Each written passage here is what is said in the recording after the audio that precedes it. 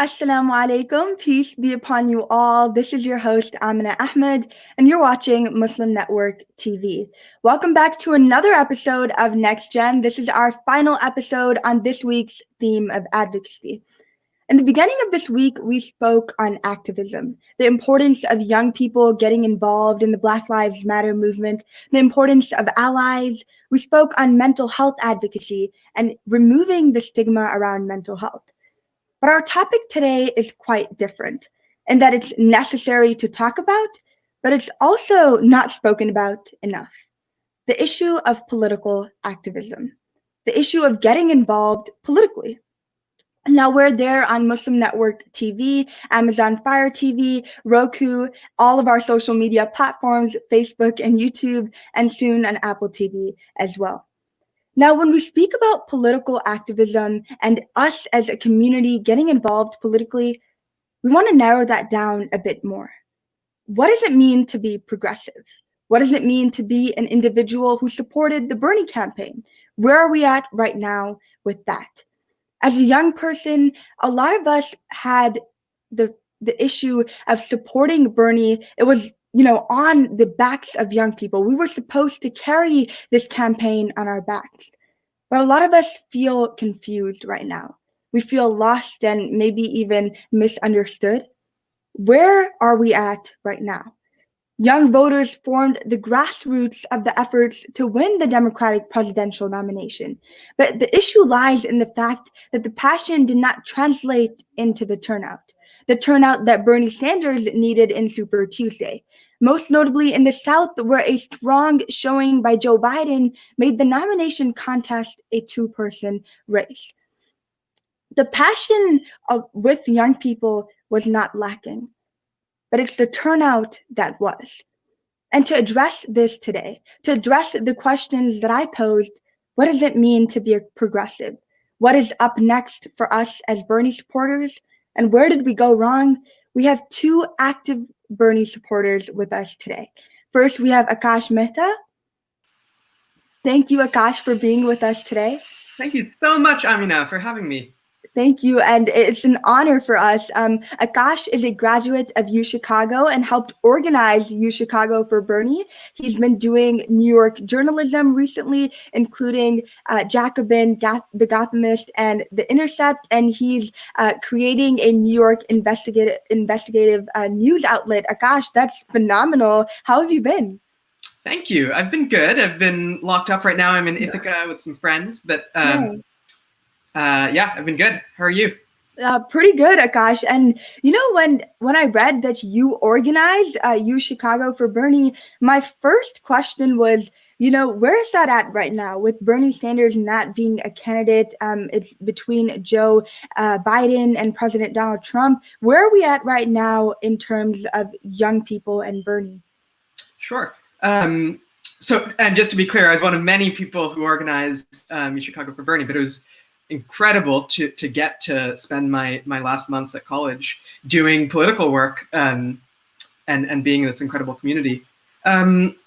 U Chicago for Bernie in particular is, I think different members are going in different directions, which has just been interesting to see and to be part of those conversations. Some of us are kind of doubling down on electoral politics and have, some of us have gotten involved in other races, for instance, some of them in New York. And just 2 nights ago, we had an incredible showing of the left and Bernie-backed candidates in New York in primaries. Others are, and I hope we'll talk about this, others have thought of, have reacted to Bernie's defeat as a cause for doubt of electoral politics itself, and have instead kind of retreated or shifted gears to both non-electoral forms of politics like union organizing and issue-based organizing around things like rent control, which Morley's been doing a lot of. We'll speak to Morley soon. But then also have been kind of going back to like reading groups and going back to reading left theory, in a way that's not as concerned with immediate political impact, at least in the electoral realm. Akash, you spoke about a lot of people are just going back to the basics, right? Just reading what it means to be part of the left. And I think we'll speak on that a little bit right after we have Morley. Morley, thank you for being with us today. Thank you so much for having me. Yes. Yeah, it's an honor for me to have both of you on our show today. Morley is a writer and reporter from Chicago. He's a believer in socialism and is the founder of Moose Magazine. Thank you, Morley. Mouse Magazine, is that what it is? Yeah. Yeah, I got that wrong. Just mix up the M. That's all right. Yeah, thanks. Yeah, Morley, my question for you is, you are in the media. What about coverage for the Bernie Sanders campaign? Because Bernie isn't a candidate anymore, how has the coverage been, in regards to his policies and his campaign? I think there are a couple of different takes sort of floating around right now. The more optimistic take is that the way that he spoke about politics has clearly influenced a generation of new progressives, and that his legacy is, basically an incredibly good one. And, people like AOC are a product of the sort of changes in thinking that Bernie ushered in and made people feel was possible. I think that's one way people are talking about him. The more pessimistic take right now is that his way of thinking about politics has been eclipsed by more race, identity, cultural-based discourse, which is less focused on welfarism and downward distribution of wealth, in favor of tightly regulating the way that progressives speak to each other and, make sure that they avoid racist stuff. So Ross Douthat, who's a conservative who wrote for the New York Times, is probably like the most eloquent representative of the pessimistic view. And I don't think that, I don't know. I think time will tell whether it's right, but I'm not as pessimistic as he is. Yeah. And I think one of the most beautiful things that's come out of the Bernie campaign is we have, like you said, a generation that's optimistic about our future. And although Bernie isn't the candidate right now, we still have a large group of people that he's inspired. So let's go back to the basics, right? In 2020, this is election year. What does it even mean to be progressive? Before we even get into Bernie's policies and how we can ensure that they're enacted and adopted in our government, what does it even mean to be progressive right now?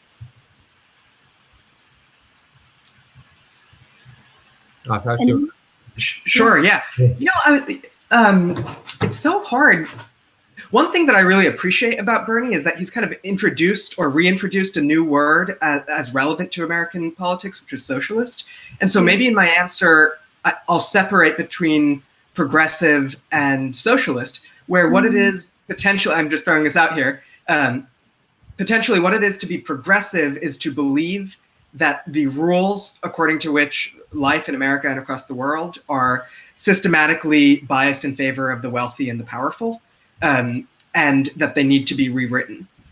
What it is to be a socialist is, on top of believing that, potentially to believe that the only way they can be rewritten is through a mass organization of the poor and the disenfranchised and the powerless, where they take power into their own hands rather than it kind of being done for them. And then in addition, potentially, to having a vision of society that orients the work that we do to rewrite the rules that is organized according to fundamentally different principles. Yeah, and I might add that beyond the question of what is a progressive, that there is the additional question of, do I want to be a progressive or a socialist, or are these the same things? Now, these, as Akash underlined, these words, I think, have for a while, but are really beginning to take on different meanings and distinctions that refer to different strategic principles. I think progressive is starting to mean that working class people, poor people, have their friends in government who advocate on their behalf and pass laws that are favorable to living better lives. And I think the distinction with socialists is that as socialists, we envision not just having friends in government, but mass involvement in the political process where everyday people are doing political work beyond voting every 4 years, which is shown, I think, time and time again to be an insufficient check, to say nothing of the possibility of just completely overturning the way things go on capitalist power. Wow. So do you think that these words were redefined in the Bernie campaign, or are they still being redefined today, right? How did these words, being a progressive, how was that translated into the Bernie campaign as well? Can we talk about some of Bernie's policies which, align with these redefinitions? Akash or Morley, anyone of you? Yeah. Sure. Yeah, so maybe I'll talk about Medicare for all, because I was actually initially skeptical. I think I remember in a car in Iowa telling Morley this. I was initially kind of surprised and skeptical that Medicare for all was the marquee demand. It seemed like, yes, clearly it's I was fully on board, but I don't know. It felt like we saw with Obamacare that the kind of conservative talking points against it carried so much power, and I don't know, like Pete Buttigieg and like, oh, is this restricting our right to choose our own healthcare companies or something? It just felt like there were potentially other issues that I would have imagined would speak to more voters, and I turned out to be just totally wrong about that. Where Medicare for all did incredibly well, even in the states where Bernie did really badly, Medicare for all in those same polls did extremely well. And I think the reason is because of what we're talking about, both the progressive appeal and the socialist appeal of essentially, or maybe actually especially the socialist appeal of the idea that the healthcare system is a system in which we're all so familiar with interacting with the government, and there's such a simple demand, which is that healthcare is a human right, and that private companies shouldn't be in the way of us and obtaining this human right, which both has the progressive demand of we all should get better healthcare, and Medicare for all should do that, but also points in the direction of a fundamentally different vision of society where profit doesn't determine choices around things like healthcare, in a way that other demands, potentially like taxing the rich or tuition-free college, might not have done as directly. I don't know if that was coherent. What do you think, Morley? Yeah, and just in case, I think the distinction between progressive and socialist could always be clarified, and how the logic bound up in Medicare for all is different from just sort of simply taxing the rich, which is that Medicare for all would entail removing an industry where basically all the key players are trying to profit and compete with each other, would eliminate this basic structure. They would not be competing with each other for profit. And I think the way that we hope people who buy into Medicare for all go, the sort of conceptual leap that they make is from this sort of progressive, like, we need something that helps us to survive. If we can embrace the idea that this one sort of industry where profit and competition are profoundly underserving us, indeed are killing us. If it works there, why not everywhere else? You know, if housing is like this, right? Like housing is also an industry which profits from denying people something which is required for their survival. Why do we have 80,000 homeless people who experience homelessness in Chicago every year? Well, it's because they get evicted. And why do they get evicted? Well, it's because like oftentimes landlords like can turn around just more money if they evict people and raise the rents, or they just need to replace a tenant. And if you can keep on pursuing this logic around all the different things which a human being needs to survive, the hope is you just sort of go, oh, okay, well, maybe we just need to decommodify everything, you know? Yeah. I think to some people that sounds very radical, but a lot of the younger generation is looking at that and they're going like, points were made, right? That's exactly what we're looking for in our future, where people don't have to fight, you know, for healthcare, for basic education, even with Bernie's policies on education as well. And, you know, I hope to continue this discussion right after our short break. You're watching MuslimNetwork.tv. We're on Apple TV, Amazon Fire TV, Roku, and all of our other social media platforms as well. We'll be right back after this break.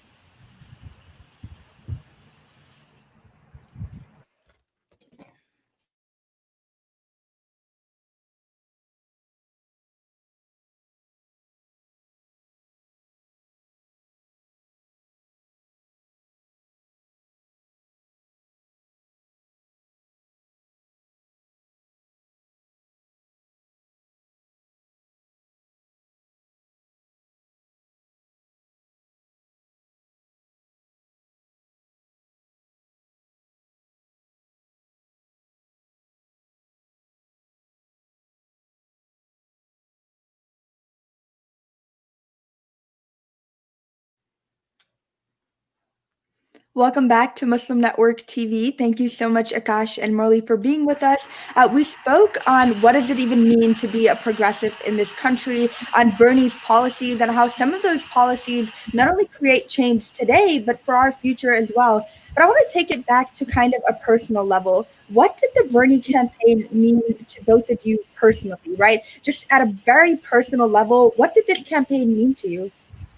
Yeah, so the main thing that I loved about it, honestly, was like canvassing and like sort of like looking into people's homes and like seeing their lives and just having very basic conversations with just the sheer unending variety of people that live in America and are so different and all just all have singular stories. And I think that part of the promise of a different world and what it felt like I was glimpsing through canvassing was a process where, you know, A, I know my neighbors, and B, where I'm engaging in a very just sort of straightforward, unmediated through television way on basic issues, and to have to realize that you can have a conversation with someone for 8 minutes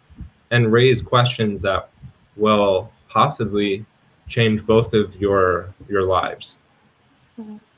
Yeah. Another aspect of it that I would point to that I think both Morley and I felt so much was the community. So we were both a part of a group called U Chicago for Bernie, and I don't know, I'd spent a few years before I'd been involved in politics, though not nearly as much as you, Amina, when I was in high school. But then I went to college. I went to a strange college that was isolated, and then I, spent like a year at U Chicago, and my involvement with politics was basically through like Twitter, Yeah. I wasn't on Twitter, so that's a lie, but through things like Twitter and through reading, news articles, and I feel like politics, when it's a spectator sport, is kind of an embittering process, where you just get mad at people that you don't know, and you like. Or there was like casual rants on Twitter because you're just so angry at that one politician. I feel that, yeah. Yeah, for sure. And like even it becomes hard to to have conversations with your friends, and if they disagree, it becomes, it introduces tension. And the experience of turning that around and instead investing in or just immersing myself in like a community of friends and people I cared about, but where it was more than a friend group, and doing actual work and having actual conversations with ourselves around strategic decisions about organizing, and then also conversations with, like Trump supporters in Iowa, as human beings, and with a real goal of oriented towards action rather than just those Twitter rants. It was the happiest I'd been in a while. And then on just briefly, I also want to say that Bernie's campaign in particular, that what I just said might be true of many political campaigns. I think for me, what was so kind of personally unique about Bernie's campaign was that he was right. That he was right. Exactly. Exactly, right. If we're going to simplify this whole discussion, or if anyone takes anything out of this discussion, I think that should be it, right? And I think the reason a lot of us felt very lost was because he was, and we had this glimpse of a better future for not just, the 1%, right? Bernie's always saying the 1%, but that's absolutely where we're at as a country, where we need representation from people who aren't just from that 1%. And both of you spoke on the community that, Bernie fam was able to, provide, even on Twitter, like the hashtag hot girls for Bernie. Do you guys remember that was trending? And it was just even little things that were funny, but it provided a community for so many of us. But one of the issues that many people, even active Bernie supporters, had was that nobody lacked passion in this campaign. But why was it that the turnout was so little, right? Why was it that even though young people were supposed to carry so much of this, why did we disappoint when it came to voter turnout? Where did we go wrong with that? Yeah, so I have a very uninformed sort of anecdotal theory about that, which I think I probably am actually somewhat confident about, which is that young people, working class people, have not seen significant changes to their lives from the election of different presidents, or if they have, they don't care. And the kinds of experiences, or they do, I'm sorry, I don't want to say that, but the kinds of experiences that Akash describes and that you seem to have had, Amina, are fundamentally different and outside the realm of what people have had, which is just political experience, doing something and seeing it change. Americans are extremely depoliticized, have not had the experience of working towards something and seeing it happen and seeing their lives happen. And without that experience, without that sense of possibility, without a sense of what it would even look like, it was very hard to get people to come to the polls, and I don't think they can be blamed for it. And I think what needs to happen going forward is an ongoing, continuous organizing, not just mobilizing around elections. There's a Jane McLevy, who I'd really recommend, has a great interview on Vox, where she distinguishes between mobilizing and organizing. Mobilizing being something that you do around an election, around a single issue. Organizing being an ongoing process that requires commitment from every person involved. And that's what I think needs to happen going forward. Yeah. And one thing I would point to, so there's an article published a couple of days ago in Jacobin magazine by, his first name is Tristan, and I know him because he then became one of the lead organizers in Illinois for the Bernie campaign, but I forget his last name. Anyway, if you look up Tristan Jacobin Bernie, you'll find it. And he was talking about how in Iowa they did it wasn't just mobilizing, it was the kind of organizing that Morley was talking about, and in Nevada and California and New Hampshire as well, where it was an in-depth process of working with people over months, not just around the election, but asking them, what is this going to look like after the election, win or lose? What local issues can we matter in your life, and how can you yourself participate in organizing around them. And his article was framed as a critique of Bernie's campaign strategy in some other states where it was more, to continue using this vocabulary, mobilization heavy as opposed to organizing heavy. I think there are clearly questions about it's more expensive to do organizing, and so I don't want to frame it just as a critique of the campaign, but I do think for all of us it's really, really important that we all think about how we can that we don't just wait for the next election to come around and then like try again. That we work between now and then to actually meet people where they are, talk to them about how they can get involved themselves and what they care about in their lives, politically speaking, and try to integrate ourselves and then other people and organize people into membership-based mass organizations. And for both me and Morley, that happens to be the DSA, but there are others as well. Others, yeah. One thing that Morley spoke about was that a lot of the people that didn't go out to vote, they're just not used to seeing them working towards something and then actually, reaping from those benefits. But back in the Obama era, I know a lot of people said that, America wasn't ready for a president such as Obama. Was that the same attitude that many of you saw today? Were people of that same thinking that we aren't ready for a president such as Bernie, someone so progressive, someone that's leaning towards Medicare for all, free college education and all of that? Do you think many people were with that attitude that we aren't ready? I think there are different ways of thinking that we're not ready. I think in one of them that is the answer. I do think that it wasn't an issue of people thinking Bernie's demands are too radical and we're not ready for them in that sense. Because we, as the same polls that showed that Joe Biden, the same exit polls that we were, on Super Tuesday so crushed by, that showed that Biden was going to have a really great night. Those same polls showed that people were on board with Medicare for all and most of the other issues. Yeah. I think the sense in which people thought that we weren't ready was the sense in which essentially they thought that other people weren't ready. They thought that come in the general election, a radical, someone who thought what they thought wasn't going to win against Trump. Yeah. Just to put it another way, every voter, every other voter that I talk to in Iowa or Michigan, everyone thinks that the other guy doesn't want Bernie, which is basically the idea that people are sold on the centrist television stations that they watch every night, CNN, MSNBC. Oh, I'd love Medicare for all. Oh, I'd love free college tuition. Then you can go through with how very easily the money's there, and these things are amply within the U.S. capacities to pay for and to provide, but people can't get over electability logic. Yeah, go ahead.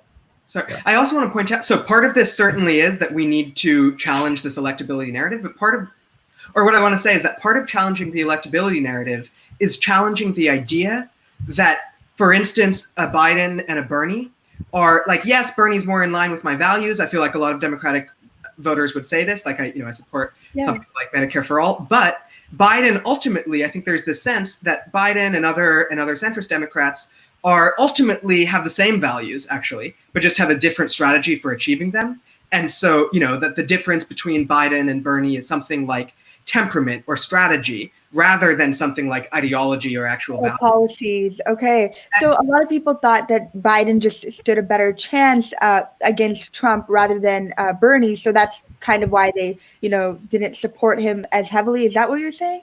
Yeah. And I think there is this sense way more on the Democrat side than on the Republican side. And it's because of the corporate media that Morley was talking about. There is trust in the Democratic Party as an institution, and there is trust that essentially, this is a hypothesis, but I think, some data bears it out, that there is a trust that essentially everyone's on the same side. All Democrats are good, vote blue no matter who, and the issue is one of style and temperament and strategy.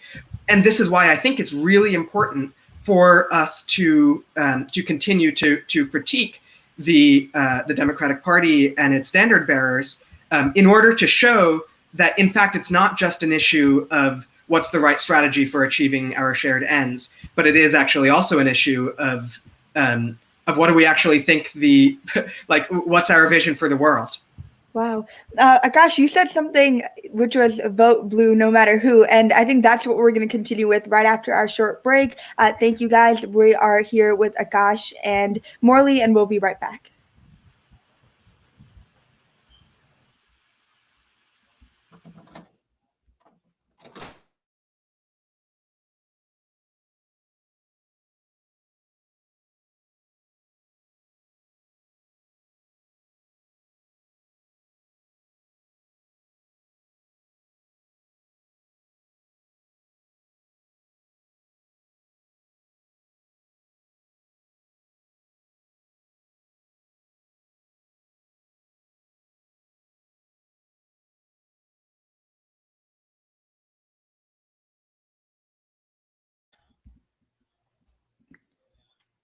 Welcome back to Muslim Network TV. We're here with Akash and Morley. And one of the things that we wish to speak about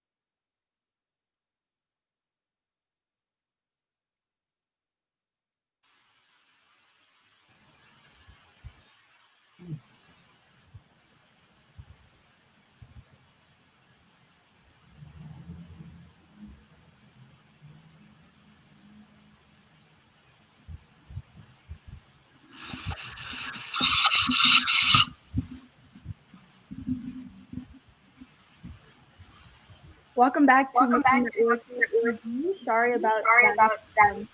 Now, my question was just now that Biden is the one in office, is the one that is going to be against Trump and perhaps be in office. How do we ensure that our policies that we supported with Bernie are adopted by Biden or are pushed with him? If he does become the man in office, how do we ensure that those policies are still continued even though Bernie is not our candidate?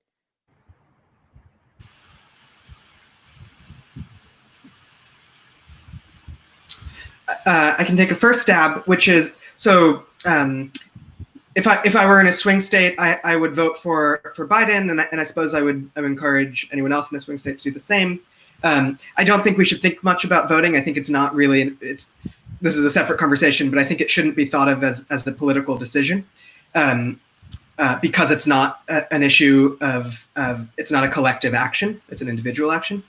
I think the way in which we can ensure that Biden that we can continue to push Biden to the left is in fact the same way in which we can continue building our movement on the local and state levels, and especially continue building the movement that we hope will succeed Biden, which is continuing to critique Biden and the establishment wing of the Democratic Party, as well as critiquing, of course, the Republican Party and the establishment at large. And so yeah, I think we should think of our role as leftists as continuing to do what Bernie has already done so successfully, and to continue that work of continuing to widen the horizon beyond the current moment and the status quo. Now, we want to continue to widen the horizon.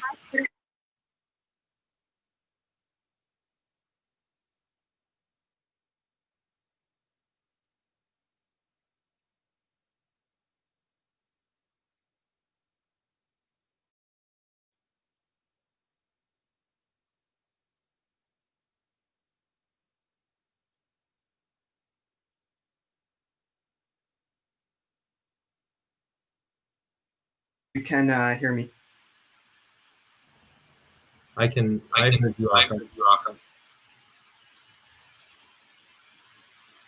I mean, I'm not sure if you can hear me, but you were muted during that question. Still muted. Sorry. How about now? Yes. Okay, good. So my question was, now that we have Bernie not as our candidate, how can we ensure that we don't just continue this work at the presidential level, but also at the local level, at the state level, just, educating people? But aside from that, what is some concrete work we can be doing? I think concrete is an interesting choice of word. It reflects my own sense that we need to build physical meeting spaces and invest in physical meeting spaces where people can meet in real life and not have the kind of like angry, like shaking my fist at someone kind of Twitter interaction. It radically changes the way that people talk to each other, and it increases the pressure and the stakes and the reward of mobilizing. So I think that's one thing. And yeah, I think I do want to put in a plug for the DSA that as it happens, they are probably within big cities the organizations most plugged into the largest variety of causes. And even if you don't want to sign on to all of their policies, they are the kind of one-stop shop. If you want to get into housing, if you want to get into neighborhood level organizing, immigration, it's a great place. So I think that's, yeah. Akash, can you hear us now? Is it all good? Okay. Sure. Yeah, I really want to second Morley's kind of very concrete suggestion of physical meeting spaces. It was really striking to me in Iowa how important that was for people to have for like a year just a field organizing office for locals to come to and have it as a home of their community as well as their as well as a space to do political action. Just to widen the conversation a bit beyond electoral work, one thing that I'm starting and that Morley's a part of and that some others are a part of is an investigative news outlet it's focused on New York politics. And I do think we've, the role of the media in all of this has come up a few times. And it's really striking to me how in New York, there's a real lack of media talking about incredibly important stories that affect, billions and billions of dollars, and that various players in the political arena are dying to talk to someone about. And so I think we should beyond canvassing for elections or even for issue campaigns, there are a host of other ways in which we can continue to organize and I don't know, amplify the voices of people who aren't being heard. And I just want to say that I'm so impressed by you, Amina, in the way that you're doing that. For instance, through this TV show, and also in your activism around Indian and Indian American issues and Muslim issues.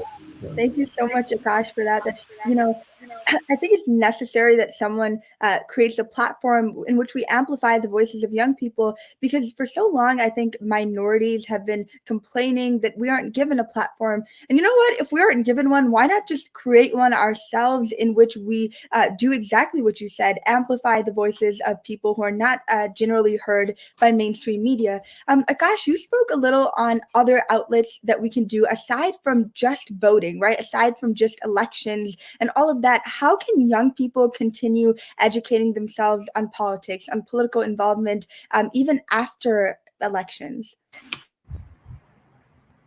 You did. Ways, I think getting involved in media. Yeah, actually, this is one thing I want to share from my own life, which is like I have no training as a journalist, and yet I just like pitched a couple of stories and to outlets like Jacobin and The Intercept and got published. Really, I think simply because I think they end up. I think if you pitch stories, you will end up getting published. And I just want to throw that out as a very specific suggestion for really anyone to think about. But I think the main thing that I would emphasize is what both Morley and I have talked about, which is consider joining a mass membership organization.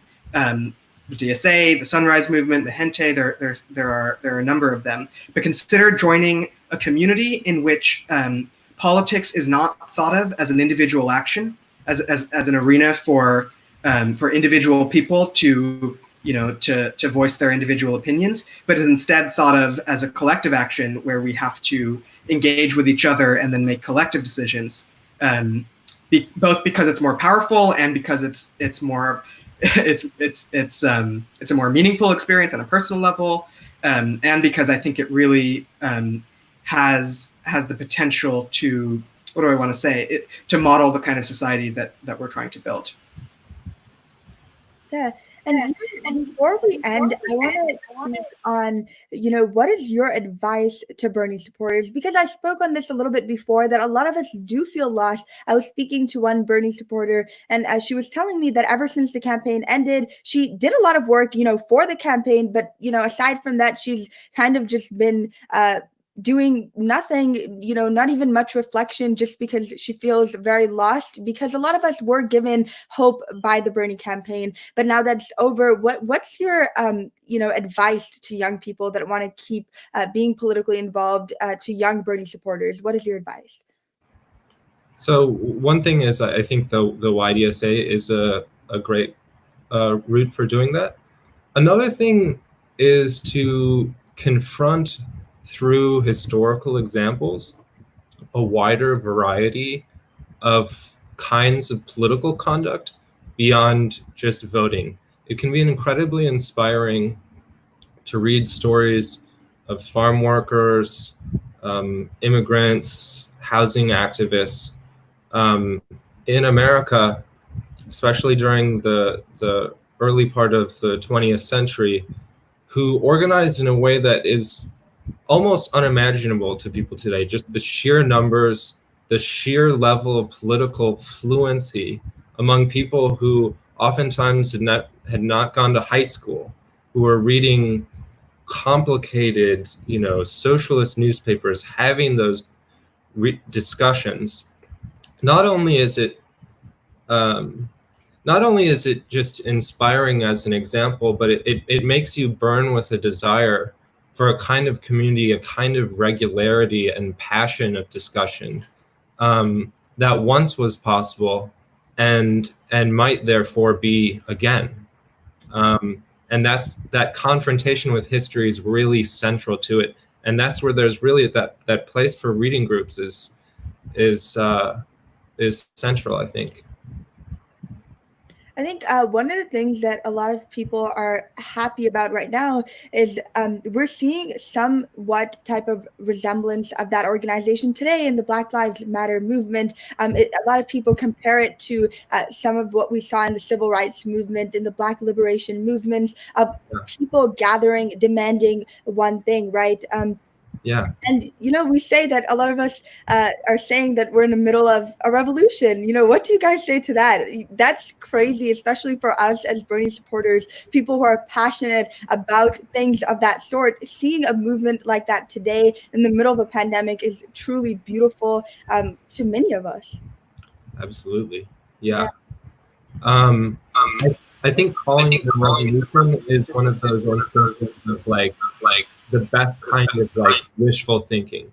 I'm not convinced yet that it's examining all the really fundamental ills of our society, but it's really getting there.